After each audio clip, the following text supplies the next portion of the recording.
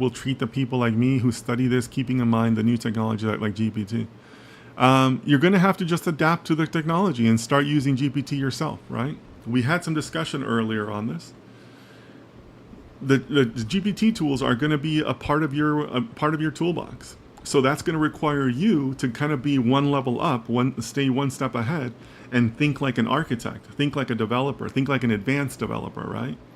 Because one, you're going to have to tell GPT what to create, right? GPT still needs guidance.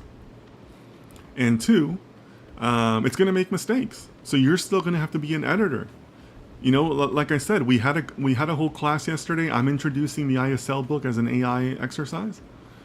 And the AI made a mistake during our class yesterday. In fact, it made a very simple mistake, an extremely simple mistake.